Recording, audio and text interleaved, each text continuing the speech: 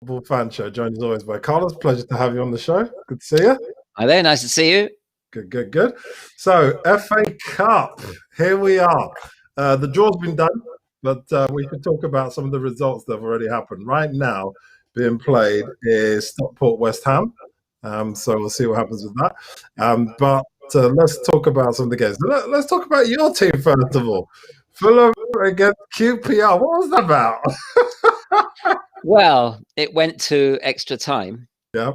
And I wasn't able to see it here, here in Spain. But my friends tell me that it was awful. Yeah. It was really, really bad. A dreadful match. But in extra time, apparently, Fulham were a bit better. Scored 2 very nice goals. Yeah. But that's probably all we did in the whole match. So now my friends tell me we've got Burnley. Yeah, you have. And if we come through that, we've got the winner of Bournemouth and Crawley. So you never know. We could go out to Crawley. Indeed. I think at home against Burnley, that's a good chance, isn't it? That's a good chance, yeah. If I'm not mistaken, the following round would also be at home, I think. Okay. Yeah, we'll see. Yeah. I'm having a look at it now. I can't see it. Fulham Burnley, but I haven't put the next round down. I haven't put the 5th round in at the moment. But yeah. Well, I was at the final, the only time that Fulham ever got there. Oh right, okay. I went there. Yeah, that was in 1975 when we played West Ham. Yeah. And unfortunately lost. True to our DNA, we lost. And as a 13-year-old boy at the time, I left Wembley Stadium in tears. Okay, fair enough. Yeah, I mean, who wouldn't? I mean, now it wouldn't happen to me because I know what to expect. Okay, thank you, Elias, for coming on, and we appreciate that. So thank you. I don't actually know what that means. Alva Galarraga. Do you know what that means? No. Okay. Well, nice to have you on the show anyway. Good to join us. Hello there. Yeah. So, we're just nice to talk about some of the notable games that happened. So let's go through some of them. So let's talk about Arsenal as well. So Arsenal, same situation as Fulham, really. We were quite poor at the start, and then we basically got better as we went into extra time. Finished 2-0, same situation. Quite interesting one as well, because the man who scored the first goal nearly got sent off. So yeah, it was a bizarre one. But I think for us, the fact of the matter was that the second team are useless. They're useless. They are. So I mean, did you see any of the game? I saw most of it. I thought the 90 minutes was even, and I thought either team could have won. Newcastle did have a very, very clear chance through Carroll, which he put wide. But I thought in extra time, Arsenal stepped up a gear, and they looked comfortable. They did look comfortable. Yeah. The goals were nice. First team playing. They were the first team playing, right? Yeah. All the people came on, the Sakas, the Smith Rowe, and the rest of it. Well, only recently first team Smith Rowe, really. Yeah. It's true. But that's the way these things happen sometimes. You just come across a new star, and when you don't expect a player to become important, he does. Yeah, absolutely. Because Willock and Reece Nelson have been playing and had loads of chances and not taking them, and Smith Rowe just comes in and smashes it. So you take your chances when they come. So it's all good. So looking down the list, we've got Chelsea. Chelsea won 4-0 against Morecambe. Not much really to say about that, apart from I suppose Werner scored a goal, but and also Kai Havertz. But what do you make of these guys? I mean, obviously, let's take in context. It was Morecambe, okay?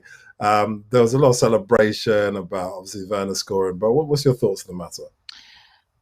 I think the important thing was that Kai Havertz scored because he's been looking out of sorts. Yeah. Timo Werner started very well this season, but has dropped off. His confidence seemed to have gone. So for a goal scorer to score again, it doesn't matter against who, is very important, because that allows the player to regain his confidence and to maybe rediscover his form. With regards to Chelsea, I think that if Lampard is sacked, I think the board or the owner or whoever it is that makes the decisions at that strange club will be overreacting. Yeah. Because, yes, people will say they've spent so much, they need to do well, they need to challenge. I don't believe that to be so. I think that when you spend a lot of money and build a new team, you need to be given time. I think it's unfair to expect Chelsea to challenge for the title this season. Yeah. If they do, which it looks like they're not going to, fine. They'll be ahead of the game. But I think, in all fairness, you've got to believe that it's going to take time for that team to gel. And maybe next season they will be serious title contenders. Yeah, no, I agree. And I think it'll be not uncommon or even surprise us if Lampard gets sacked, because they've done it before many a time. But like you said, for us, the fans, I think it's unfair that a guy doesn't get his fair chance at the title, and it takes time. Look at, you have to look around. Arteta's mucked about a bit, and he's found the right team, right mix. Ole has been at the wheel in Man United for a while, and he's slowly but surely getting the right team. So it takes time. Well, I think with regards to Lampard, I think he's earned enough credit to be given time. One, because he's Frank Lampard, who is very important to Chelsea. He's not just anyone who's come in. Yeah. And also because I think that last season, with the transfer ban and the use of several younger players, he did very, very well. Yeah. So that shows that he's got it in him. That shows that he knows what he's doing. The only reason why Chelsea are struggling now is because it's taking longer for the new players to gel. No. That's what I believe, and I do think that given time, Lampard will get it right. Yeah, no, well, 100% back that up. So, looking at some of the other things that happened. So, about the Tottenham game, what's your thoughts on that? So, Tottenham were playing Marine. That was a big game for Marine. There's even pictures on the internet of people looking through their back garden and seeing Gareth Bale and stuff. Marine, very small club.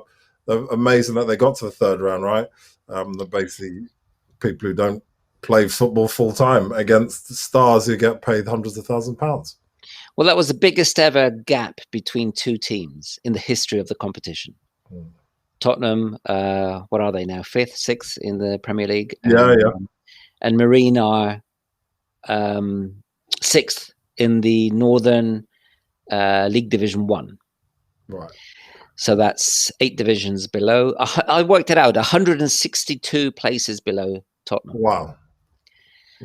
And to be honest, even though Marine did their best and they held out for 20 odd minutes, in the end, obviously, the difference was too big between the two sides. Marine made errors that are typical of amateurs or part-time players, especially in the second and third goals. And Tottenham really walked it. And I do think that Tottenham eased off in the second half because they didn't want to embarrass their opponents. And if that's what they did, I think they did the right thing, because Marine did not deserve to be embarrassed by the aristocracy of English football. And you must give Marine credit, because they knocked out Colchester. They knocked out a League 2 side, which is 4 divisions above where Marine are. So that, you've got to give them credit for that. Absolutely. That's fantastic. So I think they did a wonderful job. I don't think the 5-0 should sadden them at all. I think they should be very, very proud Yeah, Oh, by the way, Gareth Bale was unable to score against the Marine and didn't actually look very good. no, and it wouldn't surprise me if they. I mean, he may be selling shirts, so that's the only reason why he's probably not going home this transfer window. But will he really stay in the summer? I don't know. I doubt it. No, I doubt it. By the way, there was a moment in the match. I think it was 5-0 at the time. I think Spurs had scored their 5th goal, and there was a free kick not far from the penalty area. And I thought to myself, surely playing against part-timers, winning 5-0, you're not going to have a pop-up goal, are you? Surely you're not going to do that. You know, I mean, you've got to be, you've got to show some class. Yeah. But he had a pop-up goal. He had a pop-up goal, and it was awful. Yeah. The thing about Gareth Bale is that now he's literally riding off his name of what he used to do back in the day, and now he's suddenly realizing that the depth and the youth of today are going to play their way, and they're going to leave him behind. Also, as well, he's probably desperate not to go back to Real Madrid, just as much as Zinedine Zidane doesn't want him to come back, and all the other players. I'm not sure that he doesn't want to come back because he's very comfortable here. He's very comfortable. He doesn't need to play, which doesn't seem to worry him. He's generally got good weather, even though we're under about 6 inches of snow at the moment. Yeah. Yeah, plays golf, lives a very comfortable life, problem-free. Yeah. So I'm not sure that he wouldn't enjoy coming back in the same way as I think that he was having a good time these past few years when he wasn't really playing much football. Yeah, that's true. And I'm sure as well, just so everyone knows, Carlos is in Spain. So just if there's any clarification needed. But also as well, I would have thought that his children are probably settled at school or whatever they're doing there. So to come back to a cold, wet country where the chances of playing are limited and the pressure to stay or go is very different. Obviously, the Spanish situation, because obviously he's still got a contract with them, right? He's not on loan. So it makes sense for him to go back and enjoy his final years of making good money there. And then maybe go Middle East or wherever. One thing I don't know, and I'd like to know your opinion, is has he really lost it as a footballer, or is he just not interested? And that's the reason why he's not performing at the same level as he was before. Yeah, I think it's a combination of both. I think it's definitely psychologically he's switched off. He's left the mothership, so to speak. He's not interested in playing football. He's interested in making the money, and unfortunately, that's what happens when to a lot of players when they kind of come to the kind of final years of their contract, they ease off unconsciously. Look at Mesut Ozil. When he first came to Arsenal, he was really giving it a go, and then he just started to ease off. And then as soon as he got his new contract, he never really played as well as he did when he first turned up. And then from there on, and he's just sitting out now, his final months of his contract. I think for Bale, that ultimately he knows that this is his last chance at the top, and he's not being given the chance to go for it. So he's just kind of switched off. I think physically, he's probably in good condition, but not at peak condition. There's a massive difference in someone like him and Cavani, who's training hard, didn't have a club, always going for it, making it happen, and really pushing his body. Bale's probably been sitting, like I said, playing golf or chilling out the swimming pool. And that's the difference. That's the mental side of it. So I don't think he could ever reach those heights again, but I think it's mainly in his head. Also, you need to be playing football. Yeah. I think there are two levels of fitness. One, the fitness you can achieve through training, and two, the level that you achieve through training and playing matches. Yeah, absolutely. And he might have the first, but he doesn't seem to have the second. Yeah, I agree, and I think it's the same with all elite athletes. You know, the brain muscle needs that repetition, and if you stop doing that repetition, then you lose something, no matter which way you look at it, whether you're young or old. Like we've talked about a bit about tennis. I play a bit of tennis. Obviously, we're on lockdown at the moment. I haven't played tennis for a little while. I guarantee if I come back, I won't be able to play as well as I used to, just because you're not playing. So no matter how fit you stay, if you're not playing, you're not playing. So you can't stay sharp. So it's one of those things. But anyway, so we've looked at some of the games. Obviously, Man City did well, and Liverpool obviously beat Villa, so we don't need to get into that. But let's look at the draw, okay? So looking down the draw, we've got, first of all, yourselves, like you said, against Burnley. How do you feel about that? Being at home, the game, I think we stand a good chance. If it were played at Turf Moor, I think we'd be out. We never win at Burnley. Okay. I mean, for us, going to Burnley is like playing Barcelona away. Okay. We just lose consistently, match after match. We lose at Turf Moor. So, so yes, the fact that it's at home gives us a chance. I think we should win. Okay. Obviously, anything we say about the fourth round now depends on how seriously the teams take these matches and what type of teams they put out. Because if we use a lot of reserves, second choice players, because maybe our league position is getting worse, then no, we probably won't beat Burnley.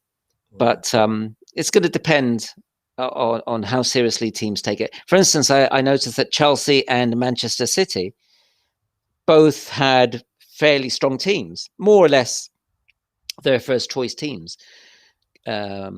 Against their opponents, against Morecambe and Birmingham. So they seem to be taking it seriously. Yeah, I think let's look at the situation. Well, both teams probably want to win cups. They want to win the league ultimately, but it really depends on the congestion. You talked about yourselves, and if you look at the situation, yes, you could beat Burnley, but at the same time, there's a congestion with the actual schedule, because obviously for yourselves, your game has been postponed. It may be played on Wednesday, actually, because of COVID. COVID plays a part in all of this, doesn't it? Well, you know that Tottenham's match against Aston Villa has been called off on Wednesday. Yeah. And they've rescheduled the Tottenham-Fulham. Yeah. Which means that we would have played extra time on Sunday, and we have to play on Wednesday. And then we were due to play Chelsea on Friday, which would have meant just having Thursday as a day of rest. But that's been rescheduled as well, and it's been put back to Saturday. But it's still quite a demanding week, isn't it, for a team like Fulham? So we would have played the FA Cup third round with extra time on Sunday. We're playing Tottenham on Wednesday and Chelsea on Saturday. Yeah. Yeah, and this is going to happen throughout the season. I think we're just coming to the halfway point, but as each team and each club struggles to contain the virus, it will continue to happen throughout. So some will benefit from it, and some won't. Tottenham have been complaining about the situation, but it's like I said, I think it'll balance out. I think everyone will have matches cancelled. So it's one of those things. But getting back to the draw, so Everton, Sheffield Wednesday, yeah, that's all good. That's a rerun of the 1966 final. Okay.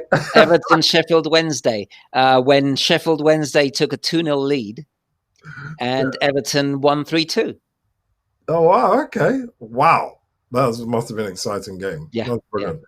We expect Ancelotti to do well, though, because Ancelotti does well. He's won it before as a Chelsea manager. Expect him to field a fairly strong side for that. But looking down the list, I don't know why they haven't put it, but we'll either be playing to be decided. So that's between Southampton and I forget the other team now. But yeah, Southampton potentially, or I forget the other team. But yeah, we're just waiting for that game to be played. And then down the line, though, the big one, though, is Manchester United against Liverpool. Oh, wow. I didn't know that. Yeah, I saw it. I saw the draw happening. And that's the game. That's from, obviously, end of the month, 22nd of January. But look, that's pretty intense. I bet they weren't happy with Crouchy when they saw that. The Peter Crouch was doing it. He wasn't actually mixing it that much, but obviously he's pulling them out randomly. Isn't it wonderful that the FA Cup allows this to happen so early in the competition, whereas the Champions League is so directed, so that it's impossible for that to happen. A free and open draw is the best thing possible, I think, because it adds to the excitement. Yeah. It also allows smaller teams to have a chance, because if big teams face each other, there's less chance that you will face a big opponent who might put you out. Yeah, absolutely. No, it does. It is good for something, and something can have a great run. We've seen it many times before. But yeah, like you said, an open draw helps massively. So yeah, two giants of the game playing each other. There's obviously been some other draws which are fairly, you would have thought, straightforward. Chelsea against. What do you think? What do you think Man U and Liverpool will do? Will they put their first choice teams out? I think Manchester United will. I don't know if Liverpool will, because they want to win the league. So we'll see. But I definitely think Manchester United will. I think Manchester United at home, they probably know that they're not going to win the league. So I don't think they believe that. I think they believe they're in with a shout. Yeah, obviously we've talked about it many times that they could potentially win the league. But I do think at home, I mean, most teams when they're at home always put their strongest team out, don't they? It depends. In the FA Cup, it's become like the League Cup, hasn't it? Where sometimes teams prefer to reserve their stronger players and give them a rest. I think that because of the opponent, both Liverpool and Man U will play their first choice teams. Yeah. And obviously we'll see. I think it depends on a lot, obviously, an injury schedule, the rest of it. But yeah, I mean, for those type of games, you don't really, maybe one or two players, but you don't really want to lose it, especially if you're at home. Man United, gosh, if they lose that, there'll be some feathers, and there'll be some upset people. So we'll see what happens. But I think overall it looks quite a good situation. Some teams obviously benefited from the situation, like you said, open draw, Wickham against Tottenham, and it goes on. So no, fair enough to them. It's good. So Tottenham are actually riding their luck a bit, aren't they? Because they got. I mean, how often do you get Brentford in the semi-final of a cup?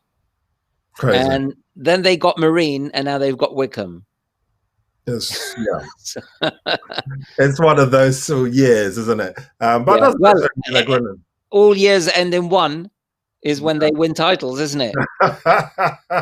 Indeed. I think the League Cup is going to be difficult unless Man City have some serious injuries. That final, Man City are looking impressive. But yeah, I mean, look, we all balances out. Quarterfinals for me is when the real fun starts, because usually then it's only Premier League teams left, maybe a Championship side. But when was the last time there was a semi-final with a League One or League Two team or below? It just doesn't happen, does it? I mean, Championship sides squeeze in the here and there, but the standard's too high. So yeah, let's see what happens with Tottenham. We never know. I think no third tier side has ever gone beyond the semi-finals, as far as I know. They have in the League Cup. Yeah, the League Cup. Yeah, they have. And the League Cup, Swindon Town beat Arsenal in 1969, being a third division team. Always Arsenal, yeah. But in the FA Cup, I remember Crystal Palace playing a semi-final as a third division team with Malcolm Allison as their manager. And I believe that no fourth tier team has ever got to the semis. I think the sixth round is the furthest they've ever got, in the same way as the fifth round is the furthest that any non-league side has ever got. Yeah. I mean, look, they've any team that gets anywhere who are part-timers, who don't have the fitness regime and the time because they've got normal jobs, fair play to them, and it's great. And these kind of rounds, when they get through them, mean so much to these clubs. I remember listening to the guy who used to be in charge of Lincoln City. He said that just getting through a few rounds, they were able to build a new training ground from the money they made. I think they made 1 million from one of the matches they played, and it's important. So whilst the importance to the big clubs of winning the cup is not as important as it used to be, the money that's generated, and obviously COVID has kind of stifled some of it, but they obviously you can get a virtual ticket even though you're not there. Yeah, I was going to say, that Marine did that. They sold virtual tickets, and they made much more than they would have done had we not had COVID and had they been able to have their supporters attending the match. Oh, really? Yeah. I think their capacity is 3,000, if I'm not mistaken. Probably. And so they would have just been able to obviously sell 3,000 tickets. But apparently they sold 30,000 virtual tickets. Wow. At a tenner each. Oh, my God. Wow. And that, I heard this morning, is going to sort them out for many, many years. Yeah. Oh, yeah, of course it will. Absolutely. Oh, fantastic. Well, I applaud that. That's brilliant. I suppose that may be the future then of some of these football situations, especially the smaller clubs, where you can have people in the ground, but you can also ask people to support the club, for a tenner. Yeah, at the end of the day, it's a donation, isn't it? Yeah, it's a donation, and rightly so, especially if they've got big games like they've played, obviously, against Tottenham. So, yeah, no, it's fantastic. I'm really happy for them. So, looking at the situation, moving on from the FA Cup, for the situation we alluded to about coronavirus. So, it's all kicking off at the moment because at the end of the day, there's supposed to be specific guidelines in place. And we've seen so many things happening. So, first of all, we've seen the Crawley Town and Chorley all celebrating. They're supposed to be socially distancing from each other. That's obviously not happening by any stretch of imagination. All celebrating with all kinds of stuff. We've heard about all kinds of scenarios happening with Celtic. They've actually had to postpone some games because of their training. They went abroad. And then even the women's game, there's been quite a lot of that going on. There's supposed to be so stipulations and protocols in place. At the moment, I've looked at it, more than 60 games in England has been called off this season. And that you alluded to one, obviously, with Aston Villa. So, first of all, should football be cancelled? What's your thoughts on that? I think football shouldn't have restarted. We were talking about this in the summer because for two reasons. One, if other activities are being halted for safety reasons, I don't think football should be any different. I don't think it should have any special privileges. Now people will say yes, but they were taking precautions and the players were being tested. But there's also the moral issue, which is what I've always highlighted, because I think that it just gives the wrong message and it does make people relax. They will think, well, if these guys can play football, then maybe I don't have to look after myself quite as much. And let's face it, footballers have given a very, very poor example. So, okay, when they restarted football, it went well, better than I expected.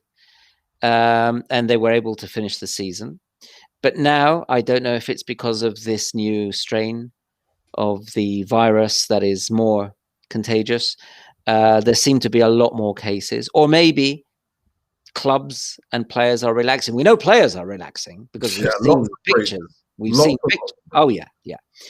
I don't know if clubs are as well. Well, for instance, QPR allowed Eze, their former player, to attend the Fulham match. Now, if there are no supporters allowed in the stadium, it means no supporters. It doesn't mean no supporters except for a former player. And apparently, now I can't say for sure because I didn't see him, but apparently he was not wearing a mask. No, he wasn't wearing a mask. So people and clubs seem to be relaxing. Maybe something has to be done. I agree. I think that there's too much relaxation with the amount of breaches that are happening with people thinking they can go off to Dubai in the middle of a pandemic when we've got, a serious strain, which has caused thousands of deaths, especially here in the UK. I mean, today over 500, but last week we were literally every day over 1,000 people dying. You've got to take these things seriously, and I suppose this is the problem. I suppose with allowing elite sport to continue, people forget that there's a reality out there on the street. In the households, we're on national lockdown in the UK, so I just don't get it. I mean, what's the situation in Spain? Just out of interest. Well, there are restrictions, and that depends on the regions. Depending again on the figures that they have of number of infections and deaths. Football is continuing. Right. But for instance, where I live, all I need to do is go out with a mask. There's a curfew. We have to be indoors by 12. Oh, okay. That's national, if I'm not mistaken. But aside from that, there isn't much else really going on. Is footballers getting? Are you having the same kind of problems we're having here? With footballers, no, we haven't had any cases of players breaking, as far as I can think of right now. But other restrictions are bars having to close. In some regions, bars have shut down altogether. Right. As I said, it depends on the region. But when it comes to football, I think in the UK, it just gives the wrong signal. If you're in a national lockdown, what are teams doing traveling from one end of the country to the other to play a football match? Yeah. And it's not just the players. How many people are involved in the running and the everyday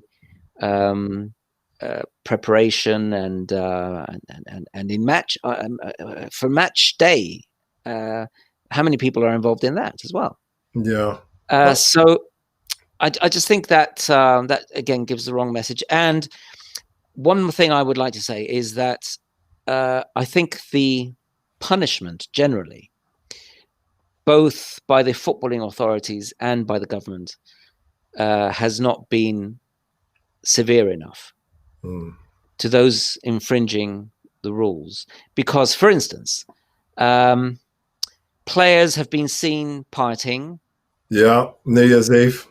And I think that those players should be banned until the end of the season. That'll teach them a lesson. Yeah, yeah. You're not going to see many more people partying after that, if that happens to one or two. I also remember when Liverpool won the title. Do you remember the mass celebrations on the street? Yeah. Now, before that happened, I think it was the FA who said, if you do that, we will dock you 10 points, and that could cost you the title. They did it, and nothing happened. And at the end of the day, the problem is that generally nothing happens. There are no consequences to irresponsible behavior. Yeah, no, it's true. And I know that today they were talking about tightening things up and making more restrictions. But that, like you said, the issue is that they have to raise the standard and have to raise it quickly, or they should have done it from the start. But on the situation, let's look at it in the round, okay? Elite sport. Us as the fans, okay? If there's no sport, you said about no sport being played. If there's no sport being played, doesn't that affect people's mental health? Don't they need something to kind of bounce off? Because I get that they should have started, but I get also as well that on the other side, that people need this to, even tonight, there's a game going on, and people may not support Stockport or West Ham, but and it's still 0-0, but it just gives them something, a kind of release if they've got something to watch on the TV or whatever. I mean, tell me if I'm wrong. Well, as far as I'm concerned, this is a pandemic. There are people dying. Yeah. Therefore, over here, again, we have people saying, oh, I need some kind of release. I need to go out and I need to enjoy myself. Hang on, this is a serious situation with people dying. Your behavior is putting other people at risk. Now, if we had all taken this seriously early enough, perhaps we wouldn't be in the position that we are now. But because it's been lax and it's been, well, we'll punish you, but we won't punish you. And because you're not allowed to do this, but you can do it anyway. And that's what it's been like. And people have been allowed to get away with whatever they wanted to do. Yeah. So all this has done is prolonged the situation. And if anything, I think it is now worse than it was last summer. Oh, without a shadow of a doubt. So what have we done? New strain. So obviously, with the new strain, obviously. So what have we done, basically, over the last year? We've done nothing. If we're worse than we were in the summer, then it just means that everything we have done has been wrong. And had we been stricter, I understand that the governments were looking after the economy and people's well-being, financial well-being. But because this has gone on for longer than probably was necessary, if we had shut down everything for a bit longer, that would have been a financial strain on a lot of people. But then they would have got back to better conditions. Yeah. Whereas now, because the restrictions are still going on, if you look at the losses over that period of time, they are probably bigger than they would have been had lockdown lasted longer in the summer. Yeah, no, it's true. It all started March. We all got back to normal. Well, obviously it varied, but most people got back to normal July, August time, and then we shut down in the first week of November, and here we are in January, and they're talking about not opening again until spring. So we're talking 4 months maximum, maybe 5 in 2020, and it's already a write-off the first 3 months of the year. So I agree with you on that, and I agree that it's been handled badly. And the same with elite football. I think you listen to the managers. The managers are saying the situation of confusion. They want clarification. How can there be clarification now? It's January 2021. What happened all of last year when this was going? How can you be asking for clarification? That's a madness, isn't it? I think Steve Bruce is possibly the only one who's come out talking any sense, saying, this is immoral. Let's stop it. Yeah, he said it. Yeah, but yeah, like I said today, Moyes heard him before the draw, said they wants clarification. I mean, this is crazy. This is crazy talk. But clarification of what? Exactly. Well, obviously he's as much as unconfused as anyone else. But I think the main thing is that if you need clarification, you need to ask, as opposed to telling the press about it. That's my thoughts on it. Another thing I'd like to say about that, you mentioned earlier the Chorley and the Crawley celebrations. Now, again, the press has been focusing on that. But I think, again, there is a contradiction, because these players have supposedly been tested. Yeah. These players are being allowed to mix and enter and have physical contact on the pitch. So if you have any doubt that they might maybe have the disease and run the risk of infecting other people, then they shouldn't be playing. Yeah. If you allow them to play, then you allow them to celebrate goals. As people were saying today, don't hug when you score a goal. Yeah. But you can stand next to someone in a corner or in the wall for a free kick. Yeah. So there are huge contradictions here. Either you are sure that these people can come into contact with each other and therefore play football, or if you're not clear on that, then stop it altogether. Yeah, it's true, and the contradictions are abound. Look, at the end of the day, people are playing football. There's going to be contact. People at the start, like I said, of the whole situation last year, very reserved, very restricted, touching each other off the elbow. Now you watch even the managers. They're all, obviously some of them are still fist bumping, but some of them are literally putting hand like that. This is different team, different managers. You don't know where the other manager's been, and vice versa. Yes, there's been testing, but there's a delay, and it's just crazy. So I agree with you that there's contradictions, and also people have taken upon themselves to make a decision on how they want to handle the situation. Simple as that, and it is left open ultimately to interpretation. People are interpreting the way they want.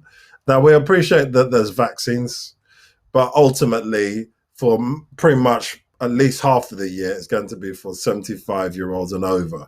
It's going to be a long time before it gets to anyone else. And even before that, you think about it's going to go to 75 plus and over, and then it's going to drop all the way down to the school age people, because they're the ones who always congregate together. So they need to be done before everybody else. So those in the middle, between 75 and 18, are going to have to wait until basically, the August, September maybe.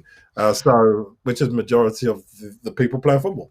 Obviously, the vaccine is going to be the solution, but we mustn't believe that it's going to happen anytime soon. Yeah. Because what's the population of the UK? 60 odd million? Yeah, 58, 60 million, yeah. Okay. Apparently, 2 doses of the vaccine are needed. Therefore, we're talking about 120 million doses that have to be administered. So, that's not going to happen overnight. It's not going to happen in 3 months. It's not going to happen in 6 months, is it? No, it's definitely not. And I know they've got different vaccines and stuff like that, but it's look, there's a lot of things that can happen. First of all, through the summer, they're going to do whatever they're doing, and they've got these mass vaccination places. But they've said that by September, every adult should have opportunity to get to it. But we know there's always slippage. We always know that there'd be delays. So maybe not until the tail end of the year. And then we've heard from the main guy in charge that they may do another lockdown this time next year. Well, September, October time, if it gets bad again, because ultimately everyone wouldn't have been vaccinated. Obviously, it'll take a while to get to the point where we're like the flu jab, which is ultimately what's going to need a yearly jab to get through it. So it's going to probably be well into 2022. So we'll see what happens. But getting back to the football, ultimately, I agree with you that it shouldn't have started, but people would argue that it should, we need it for mental health. But ultimately, it's affected everybody, and we should really take stock of the situation. I think no one's really reflected on the situation and thought, right, is it really worthwhile carrying on forward? Everyone's just gone gung-ho forward because what we all know it boils down to money. It wasn't for the money. If they could survive financially without playing the matches and the money from broadcasting, of course they would stop. Of course they would. But they need the money. And it's not just the clubs, it's the TV stations. TV stations, everybody. Yeah, everyone. Because they have to honor the contracts they have signed with foreign broadcasters, for instance. Yeah, absolutely. Where they get their money, because, TV companies pay as much as they're paying because they're making a profit. They're not a charity. They're not just handing over money to the clubs. They're making a profit. And from that profit, they're paying the football clubs. Yeah. So we're talking about a chain. The football club's not getting the money if there is no football, and the TV company's not getting their money. So at the end of the day, this is a financial matter. But should finance be the dominant reason as to why football continues? I think that health and people's lives should be more important. Yeah. No, I agree. And that's a good place to stop. So, look, last quick one we can talk about is transfers. So, let's talk about some of the scrap heap people, first of all. Mesut Ozil. Let's talk about some scrap heap. So Mesut Ozil's been kicking around Arsenal, making £350,000 a week. We've been trying to get rid of him. Apparently, he's owed $7 million. And he basically wants that. And he said that he's put to us. Arsenal want to get rid of him and try and pay him half on him. But he's turned around and said, you can pay me like a loan over 3 years, which is ridiculous. So, do you think he can still do a job? Definitely not for Arsenal. There's obviously, we've got Smith Rowe now. But do you think he can do a job for another club? What I would say, I would ask you the question. I'm going to turn this around, and I'm going to ask you, if you were the director of football of any top Premier League club, would you trust Mesut Ozil after what's happened in the last year or so? Well, no, because he's a mercenary, and he would want to be paid well. I think no, and not just paid well. When he's had to play, he hasn't performed, and he has been happy enough to just sit it out and cash the money. So if I was the director of football of any team, or if I was the manager of any team, no way would I want Mesut Ozil. So it might not be a matter of whether he can still do it. I think it's a matter of, will anyone want him? Yeah, no, good point. Fair enough. We'll see what happens with him. And funny enough, Mikel Arteta has talked about Runarsson, who's the second string goalkeeper, going off on loan and picking up some more goalkeepers. This is crazy, isn't it? Arsenal, I'm still so upset. What is going on? What's going on? I know you're upset because he lost Martinez, who we both really, really like. Martinez is a superb keeper. He's having an amazing time at Aston Villa. And the stats don't lie. Villa are above Arsenal.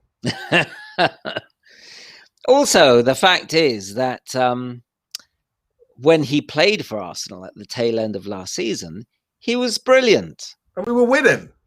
And you were winning. Now, I'm not saying that Leno is not good. He's a great keeper. I think we both agree.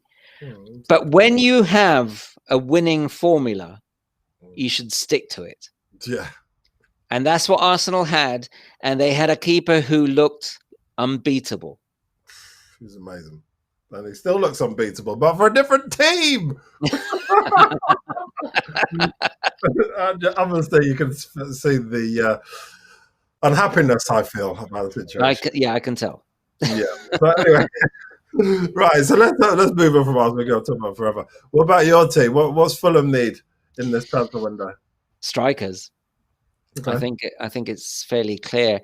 We did a job in our defense last time round, and we've done a good job because we were leaking goals in like nobody's business. It was just ridiculous. We were conceding 3 and 4. We needed to score 4 to get a draw early in the season. Now we're looking tough to break down. Yeah. Anderson has come in and done very, very well. I can't even say the other. Derabayo, I can't even pronounce the other centre half's name, who came from Manchester City. Yeah. But if you consider, we played Liverpool, and we only conceded a penalty. Liverpool couldn't break Fulham down. One of the best attacking sides in England and probably in Europe could not break us down. Yeah. Brilliant. So Newcastle, again, it was a penalty again. So the goals that we've been conceding have not been from open play. Yeah, no, you've done wrong. But we don't look like scoring. We're playing with Caballero at centre forward, and he's not a centre forward. When Mitrovic plays, he just doesn't look fit. I like Mitrovic, but there's something going on there. Yeah, I don't know what it is. Also, I think he's lost his confidence. When was the last time he scored? Oh, you'd have to go back quite a way. Really?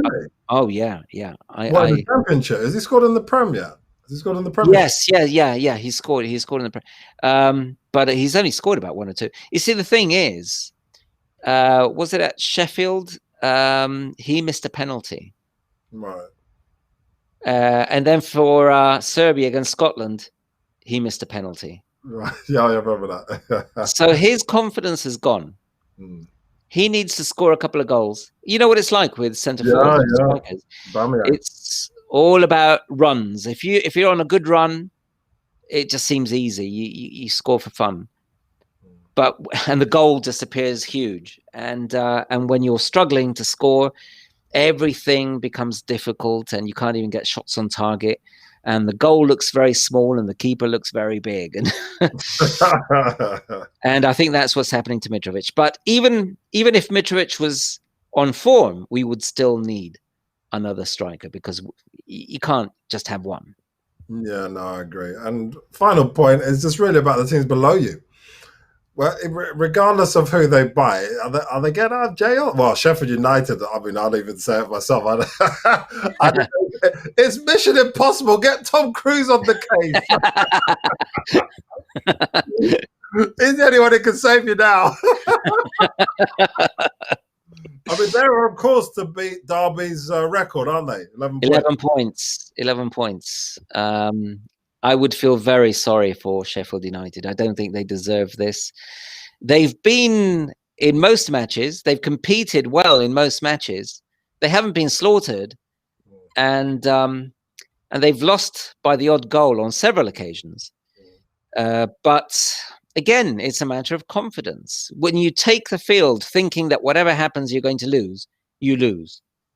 And that's where the Sheffield United players are at now. Believe it or not, I think beating Bristol Rovers away in the Cup 3-2 is going to do them a power of good because they just needed to get a win. Yeah. They just needed to get a win. Now we shall see. I think with the requirement for salvation probably being so low this season, if Sheffield United managed to get a decent run in, they might do it. I'm not saying they will. I don't believe they will. No. But it's possible.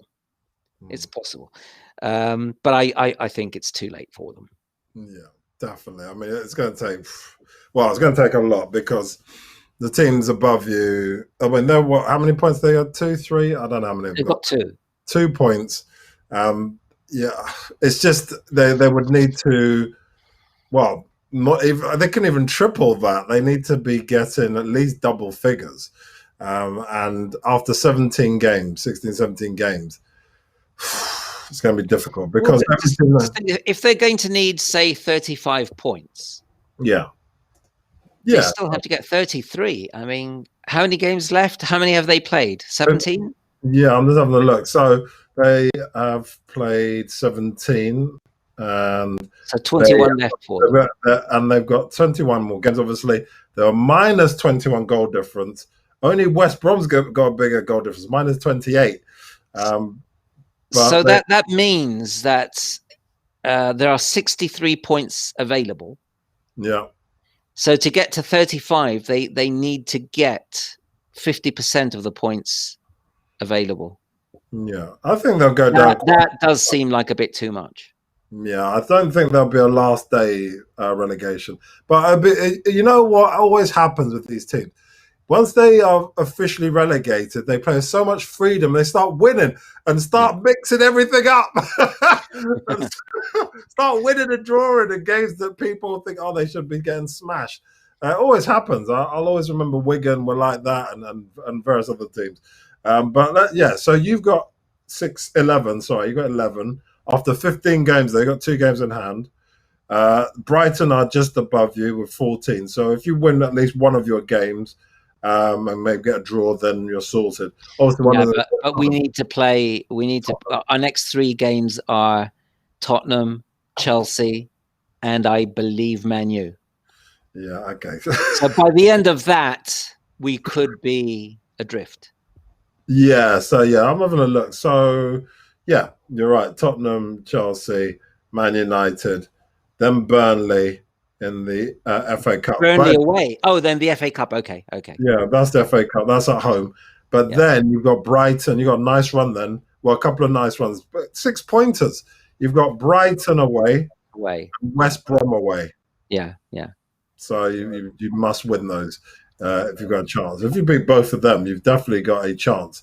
Because then Brighton is the one that's really going to fall in. We've talked about Sheffield United, 2 points, unlikely. Whilst West Brom, they're not that far away. They're still adrift quite a bit because you're only 3 points away. They're on 8 points. They've been absolutely smashed by everybody, including Arsenal. Is this the first time that our man, Mr. Big Sam Allardyce, going to get relegated? Could well be. It's funny because West Brom under Bilic were not playing badly. And even though they were losing, most matches, we saw them be close in a lot of games. Yeah. And in fact, Bilic's last game was a draw at Manchester City. Exactly. And they sacked him. And since then, to be honest, West Brom have looked awful. Yeah, they got a draw at Liverpool. They got a draw at Liverpool, where they did well, especially in the second half. They were quite fortunate in the first half not to concede more. But since then, they got smashed by Leeds 5-0. And there was another thrashing, wasn't there? I can't remember. But yeah, things are looking very, very tough for West Brom. Yeah. The thing about it as well is the Sam Allardyce, he's got his arms folded. He's not really that interested. He's sitting slouched back in his chair and he's walking around like this. He just doesn't seem that interested. I've never seen him like this before. Usually you see him barking, you see him focus. He doesn't seem that focused for me. I mean, tell me if I'm wrong. I don't know. Probably, yeah, you're probably right. It's true to say that the last time I saw him, they were getting beaten 5-0 by Leeds. So maybe because of the scoreline, when they were 2-3-0 down, that stopped him from being very active on the touchline. But I don't know. The answer to that question is I don't know. I don't believe that Sam Allardyce is the kind of man who would just give up. Yeah, well, I don't think so. Obviously, just to save face. Do you think that realistically, if they buy well, that they can stay up? What's their chances at the moment? Obviously, they remember it's not just beating yourselves or getting above you. They've still got 6 points to make up, and they've played 17 games, just like Brighton. No, I don't think West Brom will be safe. I think they'll go down. I think Sheffield United and West Brom are going to take 2 of the relegation spots. The third one is up for grabs, although it has someone making a very strong claim to take it. Who's that? Fulham. I'm 90% certain that we'll go down. Okay, well, we'll see. It's between you and Brighton, and I think it'll be a final day one, to be honest. But we'll see. But that's to be seen, and we've still got quite a few games to play. So it'll be a nice May situation. Hopefully, the weather will be nice, and there'll be a nice finish to the season. So we'll see. But thank you, Carlos. That was pleasure. 0-0 at Edgeley Park, Stockport, West Ham. It's great. I mean, look, I wish Stockport all the best. Halftime there, I wish Stockport all the best. West Ham, obviously, you would have thought would come on and do strong, but you never know. It's the magic of the FA Cup, eh? So, brilliant. I remember them being a league side, Stockport, not that long ago. They were in the league. Yeah, they were. So many of these teams, York City have gone down. They're not even in the National League. I think they're in the Northern League now. I think incredible. I remember seeing York City play in Division 2, what is now the Championship. That's crazy. And look at them now. Yeah, the mighty have fallen. Quite a lot have fallen, unfortunately. But yeah, Stockport. Yeah, I mean, there's only 10, 11 years ago, maybe even maybe just a bit more. That they were, like you said, they were up there in the league. So it's an interesting one. But I was looking. I was trying to find out where Marine were in the league, and I found them in the Northern League Division 1, which is the second level of the Northern League. Right. They're not even the top division of the Northern League. And I saw that in their division, we have Workington, who, you won't remember this, but when I was very small, they were in the Football League. Wow. That's amazing, isn't it? It's tough, and there's obviously a combination of reasons why that happens, and that's why you got to fight tooth and nail to stay in any league. That's the reality of the situation. So, yeah, it's all good. So, well, thank you so much. Pleasure. And been a pleasure chatting about those things. We'd love to hear your thoughts on the matter. Leave some comments for us, and we'll come back to you. But thank you. This is the first show we've done on a Monday. It's 8 p.m. It's going to carry on. Next Monday, I'm sure we'll have plenty more to talk about the weekend's proceedings and all of the games that are happening around us. So, like I said, leave some comments. Come join us next Monday. Be me and Carlos, and we might bring someone else on. We'll see how we get on. But thanks for watching. And if you want to watch again, you can watch it on all the various channels, YouTube and everything like that, Sports Fans TV. And don't forget to like and subscribe. So thank you for watching. And